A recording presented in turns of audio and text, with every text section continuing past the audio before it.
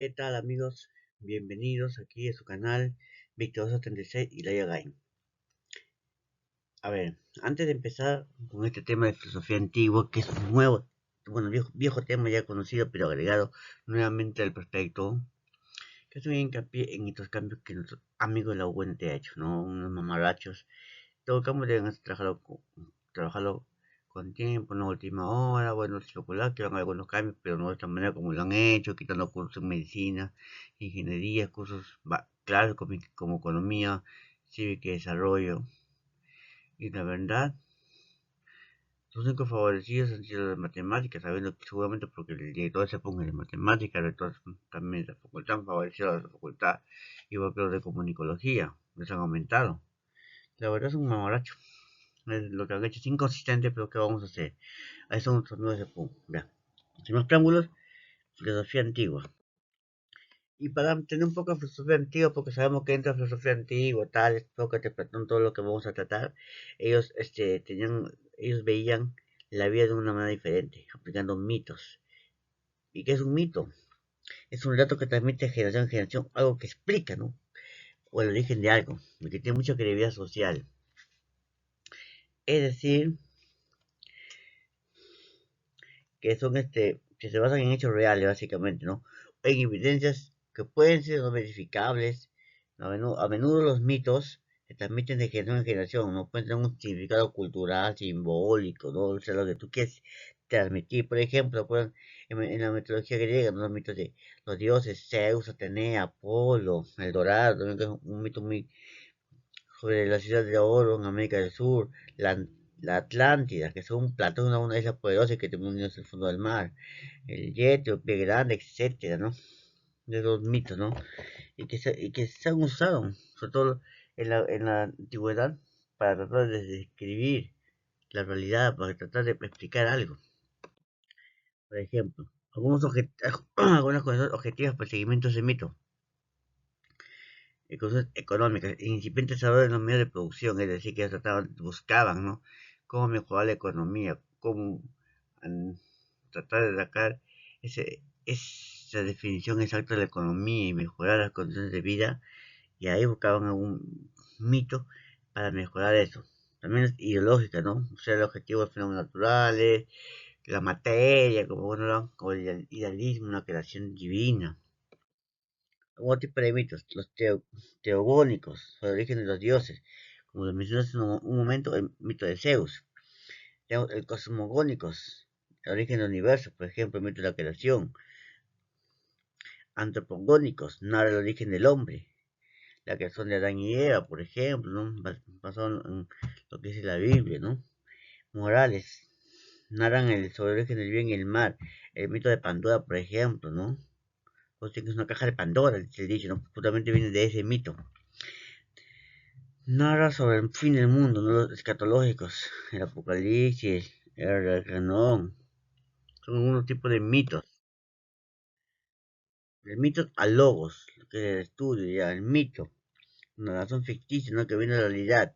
Hesiodoro, Homero, ahora se hablando de mitos, y de ahí pasamos una crisis en el mito y se buscaba ya cambiar eso y algo más básico ya. Y tomando los mitos se usó ya para ir directamente ya a algo que ya es real, ¿no? Algo que no solamente se basaba en explicaciones, ¿no? Basado en la razón, ya más que en el idealismo, en la razón, o sea, algo que nos permitía comprender más los fenómenos. Aparece como Tales, Pitágoras, Platón, Aristóteles. Tenemos la filosofía presocrática, anterior a la filosofía por Sócrates. Es justo lo que habíamos visto con el tema de hace un momento, ¿no? Origen de la naturaleza, elementos, el saber, la realidad, o sea, por eso quise dar una introducción con los mitos. Ahí tenemos la psiquis, la naturaleza, el arge, un origen monista, varios orígenes. Tenemos el cosmológico, el universo, es el cosmogónico, que es origen del universo, y el cosmológico, estructura del universo. Algunos mitos no fueron muy buenos filósofos antes de Sócrates que trataron de estudiar un poco eso, ¿no? Que trataron de darle énfasis a cómo aparece el universo, cómo se estructura el universo, cómo aparece la naturaleza, cómo surge todo, cómo surge cómo aparece el universo, la Tierra, ¿no? Aquí tenemos, por ejemplo, a Tales, en la escuela jónica, uno de los más grandes cosmólogos, ¿no? Que habla sobre el universo. Para él, el origen entonces está en el agua. Todas las cosas, incluidos los aparentemente inanimadas, tienen vida, decía, es el ilozoísmo. Tales,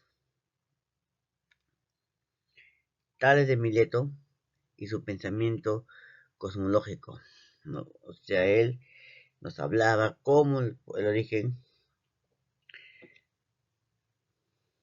cómo él hablaba del origen de la creación, de todo, pero él buscaba eso, con ilosolismo, el ilozoísmo, o sea que todas las cosas aparentemente inanimadas tienen vida, no sea el ilozoísmo, o sea,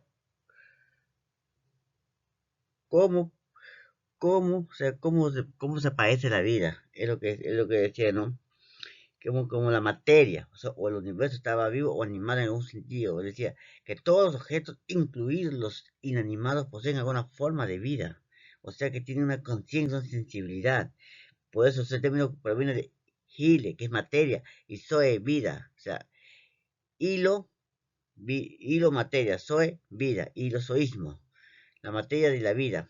No, o sea, algunos son el que nos decía una característica de este ilozoísmo, ¿no? Una característica, la atribución de la vida a la materia. Es decir, se consideran que la materia tiene propiedades vitales en animales. Es decir, se consideraba que eso, que la materia era viva, ¿no? Conciencia universal. Sugiere que todos los objetos en algún nivel poseemos la misma conciencia o sensibilidad, que todos tenemos esa sensibilidad, esa conciencia. También nos habla de la interconexión, es decir, que el solidarismo nos implica que esa visión holística del universo, donde todos los elementos están interconectados, que hay una interconexión e interdependencia entre todos. O sea, es el irosoísmo de Tales, ¿no? No vamos a profundizar mucho porque, solamente para conocimiento, ¿no? Es más que todo para conocimiento porque solamente están tres fundamentales que se vamos a ampliar un poquito más adelante. Vamos a Maximandro, que habla del apeón. ¿Y qué es el apeón? El apeón es un principio fundamental de la primera del universo. El apeón decía que el otro como lo ilimitado o lo infinito. Es decir, algo que subyacía a todas las cosas y fuente de todo lo que existe. O sea que el apeón decía que era infinito, indefinido, el principio fundamental de todo. Esto lo desarrolló en su obra reciente sobre la naturaleza. O sea que el hombre se origina a partir de un pez, ¿no? Por ahí, por eso que algunos dicen antes de corazón hay tantos niños con cara de pez, ¿no? Es lo que sostenía a Maximano, el origen del pez. Básicamente hay parte de Charles Darwin con el origen de la selección natural. Anaxímenes decía el aire, que era divino, que las cosas son cambios de densidad por sustancia por el aire. Heráclito por el fuego era todo. O sea, cada uno tenía su punto de vista, ¿no? En caso de Heráclito, que lo único que se puede rescatar, o si te pueden preguntar, para Marx era el padre de la dialéctica, era bien dialéctico Heráclito. Avancemos. Las pitagóricas, Pitágoras de Samo, el número, teorema de Pitágoras, matemática, ¿no? La hipotenusa al cuadrado es igual a la suma de sus cartos al cuadrado, que deben conocer. Luego tenemos Genofanes, la escuela eleática. El primero afirmó que la unidad del ser, o sea que el ser es unido, que o sea que una divinidad que no se parece a los hombres ni en el cuerpo ni en el pensamiento. Cuestionó el antropofismo religioso, es decir, cuestionó la creación de Dios, que no, o sea, él tenía no, que la forma teológica de la unidad y la inmutabilidad del universo, o sea, en vez de Dios, sino que muchos hablaban sobre, o sea, ¿a qué se refiere exactamente en el que él cuestionó el, o sea, a qué se refería Genofanes cuando decía que el antropomorfismo religioso no era el adecuado? O sea, él se refería porque, o sea, si bien es cierto, porque el antropomismo no tiene atribuir características humanas a los dioses, o sea, te atribuían muchas cosas a los dioses, y esto, que lo criticaba mucho, como fuimos humanos, no somos dioses.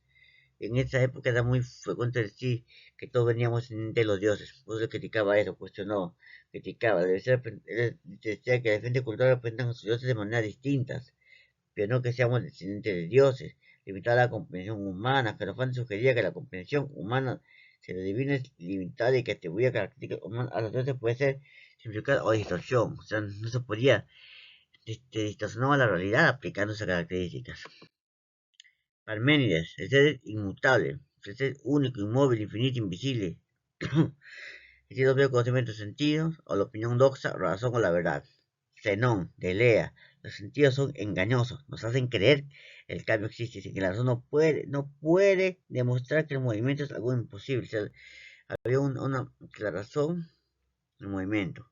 Él tenía esa consigna, ese debate, ¿no? Que no podían uno en contra de otro. Ministro de Estado también, de conocimiento. Esto bueno no viene mucho. Demócrito, que podemos decir algo de corporeo, del homogéneo, de la sensibilidad, ¿no? Empédocles sí te puede venir algo, que es Empédocles, que la Tierra es esférica, pero no homogénea, sino una mezcla de elementos, aire, agua, tierra, fuego, él juntaba los cuatro elementos esenciales y le llamaba unas raíces primitivas. Proponía como principio el amor y el odio, o sea, ahí puede haber amor y también puede haber odio, son principios fundamentales. Anaxágoras, llamada dice que todo estaba compuesto por semillas, porque te vas a ver que tú plantas una semilla de un fruto y el fruto crece. Así que todos aparecemos por una semilla plantada.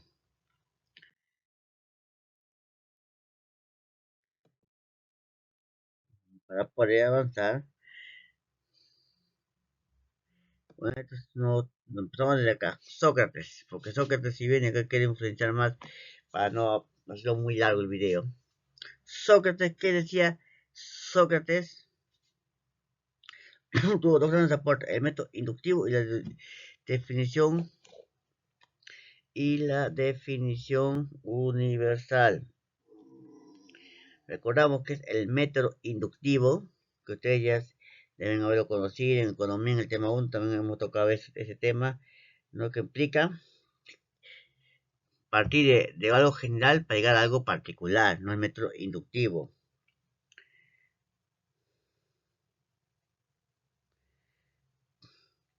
Eso justamente le aportó eso. Eso de que una definición universal supuso el relativismo. O sea, no era, para él era todo absolutismo. Él no creía que podía haber algo relativo. Él decía que todo era universal. Por eso él habló del término método inductivo. También él decía, conoces a ti mismo, creía en la importancia de la autorreflexión, sostenía que la sabiduría son fundamentos en la búsqueda de la verdad. Él tres principios fundamentales, cuéntese. Conoces a ti mismo, decía. ¿Qué quiere decir eso? Conoces a ti mismo. La importancia de la autorreflexión y el conocimiento de uno mismo. O sea, como uno mismo te siente como que tú tienes que conocerte tú primero. Si quieres conocer el mundo y estudiar el mundo, primero cógete a ti mismo. Y no, de nada sirve. Los segundo principio, la virtud y la sabiduría, decía. Que la virtud y la sabiduría son fundamentales para una vida buena y sana. Vivir con virtud, ser virtuoso y siempre actuar con sabiduría, ¿no? La búsqueda de la verdad. Estaba comprometido con la verdad y con la comprensión a través del diálogo y la reflexión. Si algo debe ser reflexivo, o sea, buscar la verdad y la reflexión.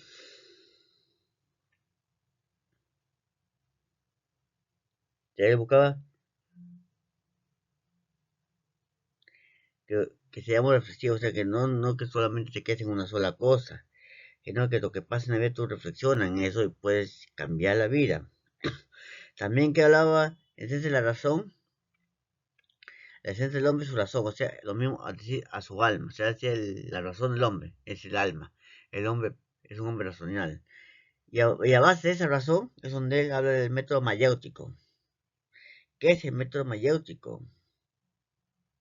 Es un enfoque, pero después sí, si aplicamos un pedagógico, se puede decir, porque era En esa época no existía la pedagogía, pero era un método que te ayudaba a, la, a descubrir sus propias ideas y conocimientos a través de qué? De preguntas y diálogos guiados. El método mayéutico. O sea, ¿qué quiere decir esto?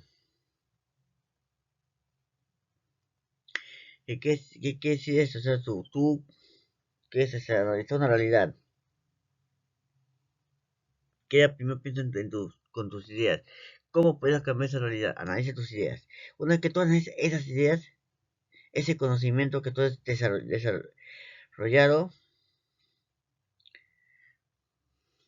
plásmalo en preguntas. ¿Qué puede hacer? ¿Cómo se puede hacer? Y esas preguntas salen tus respuestas. Esas respuestas son esos diálogos guiados que te van a ayudar a llegar a ese objetivo, a ese metro, a ese fin. Por eso él aplicó ese metro porque quería que la humanidad cambie y recordando tus momentos negativos destructivos, o sea, la sección de ignorancia. Tiene dos momentos, el positivo o mayéutica. Cuando tú aceptas que eres un ignorante, no quiere decir que estás mal, que no. Uno a veces se conoce muchas cosas, por eso ya solo sé que nada sé, porque muchos no sabemos nada, ¿no? Por eso uno debe ser, conocer eso y analizar su vida. Por eso decía que aún no tenemos un momento de la ironía. Aceptamos la ignorancia. Solo sé que nada sé, no decía él. Sócrates fue famosa. Pero luego estamos en el momento de mayéutica, dar luz verde, dar a luz o parir, o sea, tus ideas, o sea, cómo esas ideas tú puedes hacerlas progresar. Por ejemplo, si quieres tener un emprendimiento, trabajar, crear un emprendimiento, tienes en el mente el emprendimiento, pero cómo quieres saber si resulta, poniéndolo en práctica, creando ese emprendimiento y que te vaya bien. Eso se refería. Ese nuevo saber en el interior, entonces decía, en este momento consiste en descubrir el nuevo saber en el interior del hombre. Tú sabes, tú eres capaz, eres inteligente y lo aplicas ese conocimiento. Y algunas características que podemos rescatar de este método mayéutico, ¿no? Preguntas abiertas y estimulantes. El método implica hacer preguntas que fomenten la reflexión, el pensamiento crítico, en lugar de proporcionar respuestas directas. O sea, algo que te analices, algo que te haga analizar a ti mismo, ver cómo estás. Luego el diálogo interactivo, es decir, un diálogo en este caso, Sócrates hablaba de él mismo, ¿no? O lo exponía en su conferencia, pues decía, ¿no? En tú mismo, es el interlocutor y tú mismo te respondes. ¿Cómo cómo te sientes? ¿Cómo ves esos cambios? Yo vi un descubrimiento guiado, o sea, cómo al guiar el interlocutor que se descubra por sí mismo la respuesta y comprender. Tú mismo te descubres después de comprender todo, comprender la vida, comprender la realidad. El fomento del pensamiento crítico, o sea, el método mayéutico busca desarrollar habilidades, dice, habilidades de pensamiento crítico y hace que el participante reflexione. Esto puede hacerse en público con 4 o 5 amigos y hacerlo esto.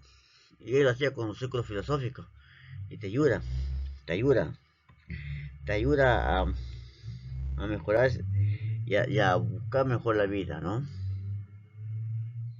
Lo cual explica mucho este término mayéutico, ¿no? Que es el Sócrates, es el fundador de qué? De la ética. Y estaba que las ocasiones malas se basan en la ignorancia del hombre, en consecuencia el sabio es bueno e ignorante. O sea, no, o sea, ¿qué decía eso? Una persona que se sabe siempre. Si tú eres sabio, sabes tomar decisiones, te va bien en la vida. Si eres un conformista, un ignorante, o sea, un conformista que no quiere aprender nada en la vida, no quiere tomar buenas decisiones, vas a seguir siendo un mediocre toda la vida. Eso es exactamente Sócrates.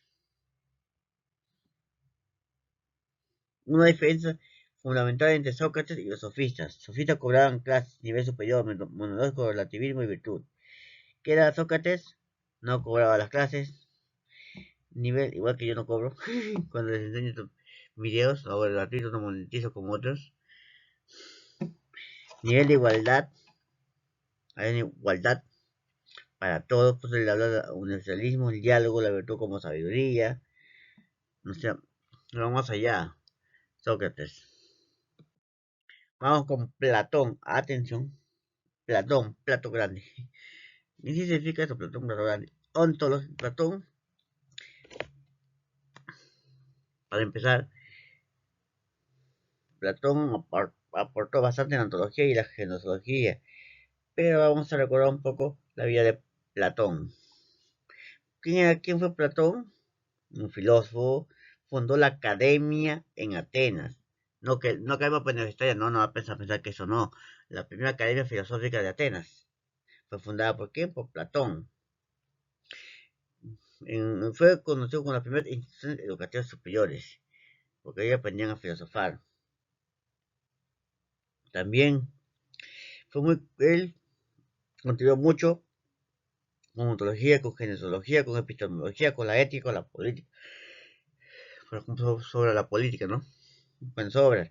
Discípulo de Sócrates, sí, fue discípulo de Sócrates, preguntan por ahí, sí, fue discípulo de Sócrates, cogió ideales de Sócrates, pero no concordó mucho con su maestro, ojo, fue influenciado, sí, profundamente, sí. Si usted lee unos textos, le va a decir que profundamente fue influenciado, sí. Las enseñanzas de Sócrates clavaron en su vida, pero él fue más allá de lo que decía Sócrates y se explayó más. Luego Platón creó numerosos diálogos filosóficos también, donde se hablaba una gama de temas a través de conversaciones entre personajes, ¿no? O sea, usaba como figura central Sócrates, ¿no? Como unas cartas, unas epístolas, en donde se conversaban o analizaban, ¿no? Algunas ideas, ¿no? Platón creía que la existencia de la forma ideal perfecta, o sea, que esa eterna representaba, decía la verdadera realidad, ya que era la teoría del mundo percibido en nuestros sentidos, no solo somos, o copia imperfecta de estas formas ideales. O sea, decía que la teoría de las formas. Para Platón hablaba de las formas, ponemos por acá, formas, acá lo ponemos. Esto es fundamental. Y la forma está basada con la razón. Ojo ahí. También nos habla de qué? Del dualismo, por acá. No, estamos acá. El dualismo. También. ¿Qué nos decía con el dualismo? Que nos decía que entre el mundo y las formas, entre el mundo de las formas y el mundo sensible, las formas son inmutables y eternas, mientras que el mundo sensible está constantemente al cambio. Es decir, el mundo siempre va a estar, el mundo sensible, pues siempre va a estar sujeto a cambios, pasen los años, siempre va a estar sujeto a cambios. Habla de la inmortalidad del alma, que el alma nunca muere, que hablaba de la reencarnación, te muestra reencarnarse en otra cosa, porque el alma estaba ahí, vagando hasta que se reencarnaba. Justicia y República Ideal sobre la República, que decía Platón. Entonces justicia se escribió o la sociedad del gobernador. También fue influenciando sobre la filosofía, también en la economía. Tenemos el Fedón, que fue una obra también donde hablaba de la inmortalidad del alma. La inmortalidad del alma, en el Fedón, el banquete. El amor y la belleza a través de una serie de discursos en un banquete. Digamos. Y a la cómo aportó Platón, con esa forma, con un dualismo, con sus ideales en las ciencias, en la ontología que decía que se encontraban aquellas formas que eran inherentes al aprehensible por la razón. O sea, la base de todo es la razón, la base. La base es la razón. Por eso si te preguntan, por ejemplo, que ha venido el padre del racionalismo, ¿es quién? Platón. Porque para él la base de todo el conocimiento era la razón. Los entes materiales participan de las formas ideales que son eternas, inmutables y perfectas. Ejemplo, la silla, la madera, la silla de metal. O sea, los entes que participan de los ideales, lo que es inmutable. O sea, lo ya creado, si esto ya está creado, es inmutable, no cambia, decía, ¿no? Pero luego, en genosología, la aprehensión y de las ideas se saben racional, nuevamente. Lo racional, siempre la razón. El conocimiento es a través de quién? Del recuerdo. Todo lo que tú vas recordando, todo lo que has aprendido, todo tu conocimiento está en el recuerdo. Este el conocimiento doxa, opinión, y episteme, racional o ciencia. No sé, él buscaba eso, lo racional, por eso dicen que para la epistemología o del racionalismo, Platón, porque iba eso, la razón. El motor de todo era la razón. Si no había la razón, todo dejaba de ser, decía Platón, ¿no? En antropología, el alma del hombre es inmortal como es irracional al cuerpo material, lo que acabamos de decir, ¿no? Se unía al cuerpo, es lo que decía Platón, ¿no? Está unido en nuestro cuerpo. Nuestra alma está acá, pero tú mueres y el alma te reencarnas, que en la reencarnación. Pues dice que el alma era inmortal. En ética, virtudes en mutua relación, no el hombre virtuoso, en mutua relación, que permite que la virtud, algo que sea la mejor manera posible, o sea, que el hombre sea virtuoso, que sea, trata de ser lo más justo posible, con valores, de acuerdo a la ética, y no ir por el lado oscuro. A eso se refería él. Y todo usando la razón. Por eso decía que el hombre justo es sabio, es el sabio, es hombre justo sabio, sí él.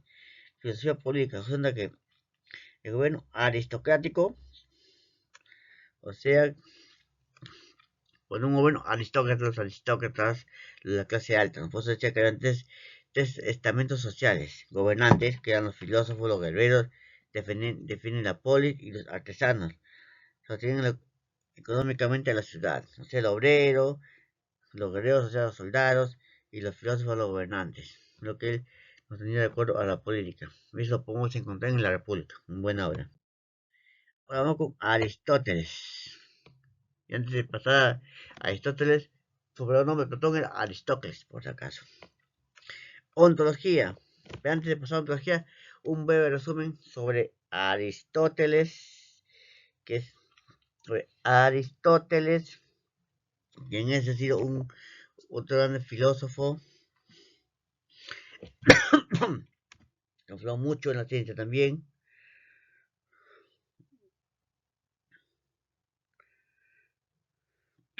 Aristóteles fue un filósofo científico, ¿no? Que nació también en Estagira, allá por el año 384 a.C., considerado uno de los padres de la filosofía occidental y su influencia histórica e intelectual de Occidente ha sido muy profunda sus contribuciones, ¿no? Para contribuir en muchas ciencias, inclusive en economía la han visto, y ahí yo corrijo a los amigos de Pum, porque el padre de la economía antigua es Genofonte, no Aristóteles, como dicen en Sepum, no el libro de historia económica, sino que creo que se basa en un libro de un autor llamado Schumpeter, que es un economista francés que hizo una crítica a la economía. Y él hablaba, decía que Aristóteles es el padre de la economía empírica, más no que sea el padre de la economía antigua. No contradijo lo que dicen los, los libros de historia de la economía. Es Genofonte, porque fue Genofonte que justamente dijo, acuñó economos. Bueno, para no desviarnos el tema, sigamos. Conocimiento, filosofía. ¿Qué otra filosofía cuál fue su aporte en Aristóteles? Ontología y gnosología en qué? Eso dio que el sistema filosófico que se sometió a la crítica de la teoría y las ideas del maestro Platón, de su maestro. O sea, él hablaba más que todo era no por la razón, sino por la experiencia, el empirismo. La experiencia viene de Aristóteles, mientras que su maestro Platón, la razón. Acuérdense, razón, Platón. Aristóteles, empirismo. Aristóteles, empirismo ahí. Empirismo, experiencia. Acuérdense. Te preguntan Platón, razón. Acuérdense de eso. Platón es razón. Acuérdense de eso, la razón. Y la experiencia de Aristóteles. Acuérdense, Platón, razón. Empirismo, Aristóteles. Aristóteles también se considera el padre de la lógica, ¿no? Porque nuestro Organón fue fundamentado donde habló sobre la teoría del silogismo, no, teoría de estudiar la lógica proporcional. En biología también, una que científica de los seres vivos. Otra biología fue innovador, sentó la base para futuras investigaciones. En éticas también, en política, la obra, la ética nicomaquense, donde presentaba que las virtudes, la búsqueda, la felicidad, también conocido como diferentes formas de sociedades, también en metafísica, como sustancia, el acto estudio de la pluralidad de existencia. También tenemos aquí en física y astronomía, el desarrollo del universo. Tenemos la ética, la política, la metafísica, lo que no buenas obras de él. Pero ahora nos sentamos en lo que te va a venir, en la ontología. Las cosas o sustancias en unidad, materia y forma, el ilemorfismo. El ilemorfismo. De cómo estudiado Sócrates con sus teorías, él hablaba de un tema del ilemorfismo, que desarrolló Aristóteles con el ilemorfismo, dos cosas, la materia, que es ile, y la forma, que es morfe. O sea, la materia toma forma, decía, ¿no? Que la materia tomaba una forma, esa forma que constituye una cosa, o sea, para hacer algo por sí mismo no tiene forma. O sea, sin la materia, sin forma no existe, no tiene sentido de ser. Por eso el ilemorfismo, o sea que la materia tiene que transformar, tiene que tomar una forma para existir, si no, no existía. En otra palabra, decía que esa unión de la materia y forma, según el dimorfismo, todas sustancias están compuestas por una unión de materia y forma. Es decir, si no hay una forma, la materia deja de ser, como lo acabo de decir. La materia proporciona un material potencial para existir, mientras que la forma actualiza ese potencial. O sea, la materia tiene el potencial, pero ese potencial actualizado, sacarlo provecho con la forma. O sea, una sustancia. Se considera que las sustancias son las entidades fundamentales de la realidad. Y cada sustancia es una combinación de materia y forma, cambio y movimiento. El eufemismo también explica el cambio y movimiento en el mundo. El cambio ocurre cuando la materia de una sustancia adquiere una nueva forma. O sea, lo que nos decía, no con el tema, o sea, en la ontología la materia. Las cosas son lo que son y si podrían llegar a ser lo que aún no son, la potencia, el lago que pasa a ser el árbol que pasa a ser semilla, o sea, con el árbol está viejito, lo cortan y nuevamente lo replantan, las hojas y vuelve a crecer. Las cuatro cosas, formal, material eficiente y lineal. Formal, materia eficiente y formal. Las cuatro causas, ¿no? Eh, que las cuatro cosas que he hablado, ¿no? Bueno, se hablaba que toda esa materia se divide en cuatro causas, formal, material, eficiente y final, de Aristóteles. ¿Qué nos decía en cada una de esas etapas? La causa material se refería a la materia como sustancia, algo que ya está hecho, mientras que el formal es la estructura que define la existencia, o sea, el origen de la materia, el formal, o sea, la forma, cómo se va a dar esa materia. Luego pasamos al tema material, o sea, ya lo físico. Luego pasamos a la eficiencia. ¿Qué es decir la eficiencia? Que la fuerza que produce o causa ese cambio existente a algo, o sea, lo que inicia el proceso de creación o transformación de la materia. Y luego llegamos al final, cuando ya existe algo, o sea, cuando la cosa final responde a la pregunta por qué o para qué se realiza algo, o sea, para qué está hecho eso. O sea, esos son las cuatro causas de la materia que nos hablaba Aristóteles. Es decir, el primer motor inmóvil, todo lo que se mueve es movido por otro. En genosiología parte de la información dada por sentidos y luego va a la razón. Es decir, o sea, él es empirista, pero tomó esa base de su maestro Platón, de la razón. Luego vamos a la parte antropológica. Un momentito.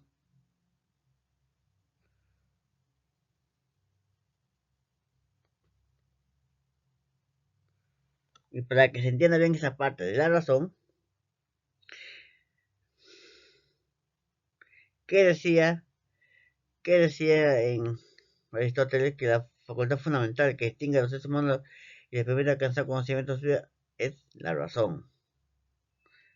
Se basó en la teoría de Platón, pero él profundizó en algo, en la facultad intelectual, o sea, que la razón es la que permite intelectual, que te permite conocer, pensar y reflexionar. El conocimiento de sabiduría, te da sabiduría. O sea, tomó un principio fundamental de Aristóteles. El pensamiento lógico. La razón implica el uso de pensamiento lógico y argumentación. Pero ¿qué decía eso? Que todo eso lo haga ¿qué? Con la experiencia, que la experiencia te da la razón. Tenemos acá tres bases que él diferenció. La razón teórica, el conocimiento de la verdad y la comprensión de los principios. Tenemos la razón práctica, la razón de la acción y la forma de decisión en la vida cotidiana. Tenemos la razón productiva en la creación y producción de cosas como el arte, la artesanía, cómo la razón te ayuda a producir, es decir, la razón cómo te ayuda a conocer los principios, las teorías, las leyes. Luego esa razón te va a ayudar a poner en práctica, a determinar si va o no va, si te gusta, determina, esto es bueno, esto es malo, vamos a hacer lo bueno. Y la razón productiva ya te ayuda a producir, a generar riquezas. Digamos, en antropología, todo ser vivo posee alma. El cuerpo es en la materia y el alma, ambos son inseparables, contradijo Platón. De Platón decía que todo decía, porque recordamos Platón, que el alma, que no decía Platón, Platón no decía que son unos puntos de alma inseparables y encarnados, decía Platón. Mientras que eso decía que no hay nada inmortal, que el alma no es inmortal, muere el cuerpo, muere el alma. O sea, contradecía a su maestro. En la ética, el endeumorismo, o sea, ética de la felicidad. Toda acción tiene hacia un fin. Es un bien, este fin es un bien, la felicidad. Es decir, que quería que usemos la ética, dentro de la ética, ¿no? Tenemos que llegar a la felicidad, que toda acción, todo lo que tú hagas tiene que llevar a la felicidad, pero siempre actuando en los principios de la ética, ¿no? Pero con el eudu, el,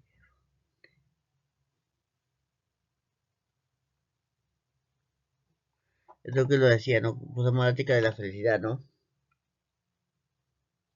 O sea, dentro del, vamos a tratar tres características básicas, la felicidad y bienestar. Nos decía que se centra en la búsqueda de la felicidad y el bienestar como objetivo principal de la vida. La vida se basa en qué? Felicidad y bienestar. ¿Qué más nos decía? La virtud y la excelencia. Aristóteles decía que la felicidad se logra a través de qué? De solo la virtud y la excelencia de la vida. Y la razón y la reflexión. La razón y la reflexión son fundamentales para determinar que constituye una vida virtuosa y feliz. Dice, que todo lo que actúa con razón, pero también con reflexión en lo que puedas, en lo que has hecho, que te dice, que constituye una vida virtuosa y feliz. Eso es importante en qué? En la ética y la moral, porque el eudaimonismo decía que propuso una base para la ética y la moral, enfocándose en lo que es bueno para los individuos y la sociedad, lo que era bueno, mientras que el desarrollo personal, que lo decía, fomenta el desarrollo de la persona, te ayuda a mejorar mucho este tema, o sea, te ayuda mucho a mejorar dentro de la ética, no como persona, ¿no? Y finalmente, filosofía política. La sociedad debe prevalecer sobre el individuo, postular el gobierno de los mejores, igual a Sócrates y Platón, ser que hablaba de que el Estado tiene que mejorar. El núcleo es crear la comunidad y la familia, es decir, la familia es la base de todo. Por si acaso, un momentito, digamos, la filosofía de la convención de la sociedad política, ¿no? En Platón, la filosofía era la filosofía política. Nos decía, considerar la ciudad eterna, no se hace libre, estos esclavos, que el hombre es un animal político, o sea, por naturaleza, o sea, que se enfocaba a que algunos nació para ser libres, para seguir sus conocimientos, pero otros han sido lamentablemente opresores.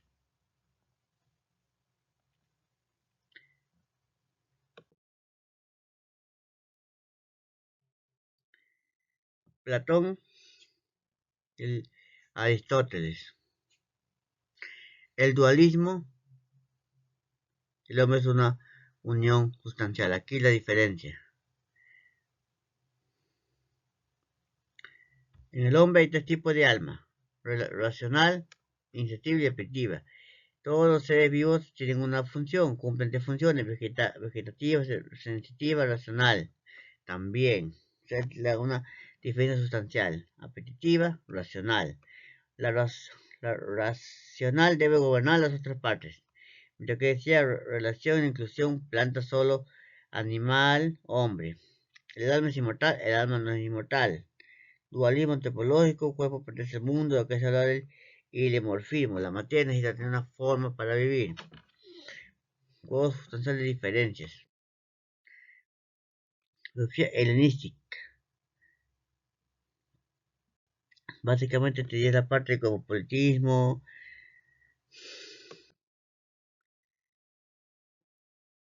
un poco de conocimiento, pero básicamente esta parte de epicurismo, de escepticismo, Cicerón, Plotino no está. Esta parte está obviando un poco justamente porque no está. Pero lo que sí hincapié en estos temas. Y voy a seguir subiendo más videos sobre filosofía. Próximo video es filosofía moderna, luego filosofía contemporánea. Y luego voy a subir un video netamente de repaso para... Voy a hacer un live en vivo próximamente. Un live en vivo. Primero voy a terminar haciendo 3 videos más, filosofía media y luego filosofía contemporánea. Y luego que haga los 3 videos, el próxima semana, el próximo domingo, domingo lunes estoy subiendo el siguiente video, y luego la siguiente semana, y luego voy a hacer un en vivo para escuchar sus preguntas que tengan con respecto a estos 3 nuevos temas de filosofía.